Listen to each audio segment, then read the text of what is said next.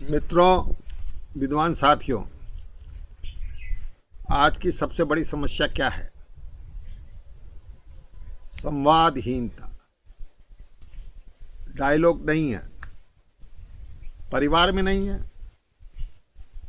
पिता पुत्र में नहीं है, माता पुत्री में नहीं है, पति पत्नी में नहीं है, अड़ोसी पड़ोसी से नहीं है, अपने कलीग से नहीं है।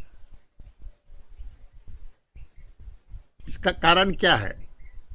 लोगों को संवाद का महत्व पता नहीं है। संवादहीनता कई समस्याओं को जन्म दे रही है।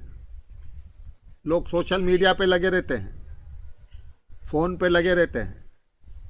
एक एक परिवार में लोग अलग अलग कमरों में मोबाइल पे लगे हुए हैं। डाइनिंग टेबल पे भी मोबाइल पे लगे हुए हैं। संवाद नहीं है। जो बड़े घर थे, चाहे रविन्द्रनाथ टैगोर हो, चाहे इंदिरा गांधी हो, चाहे और कोई हो, सब खाने के टेबल पर आपस में बात करते थे। संवाद था। ये बहुत ज़रूरी है। परिवार में कम से कम दिन भर में एक बार सारी बातें होना चाहिए, क्या हुआ। पर संवाद की कमी है। आप महाभारत को उठा के देखोगे तो वहाँ संवाद है। द्रौपदी अपने पांचों पति को कह रही है कि आप 5 पति होकर भी मेरी रक्षा नहीं कर पाए, मेरी केशों की रक्षा नहीं कर पाए, मेरी इज्जत नहीं रख पाए। वह बहुत बड़ा बुरा कह रही है। उसको पांचों पांडव सुन रहे हैं। तो ये संवाद था। हारे हुए पक्ष और जीते हुए पक्ष में संवाद था।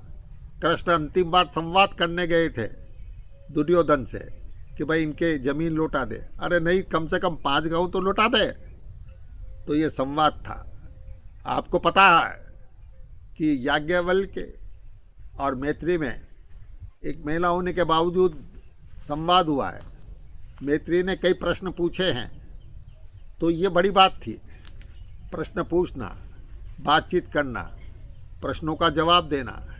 महिलाओं को भी प्रश्न पूछने का अधिकार था। परिवार में संवादहीनता नहीं थी, संवाद था, डायलॉग था, कन्वर्सेशन था। पर आज की सबसे बड़ी समस्या ये है, संवाद नहीं है। बच्चे अपने पिता से संवाद नहीं कर रहे हैं। वह टेलीफोन पे, मोबाइल पर जो बाहर रहते हैं वह भी संवाद नहीं कर पा रहे हैं। इससे मन में कई कुंठाएं जन्म ले रही है, कई परेशानियां हो रही। तो मेरे कहने का अर्थ यह है कि युवाओं को चाहिए कि संवाद करें, और संवाद से परिवार में खुशी रहेगी, परिवार एक रहेगा। धन्यवाद, आभार।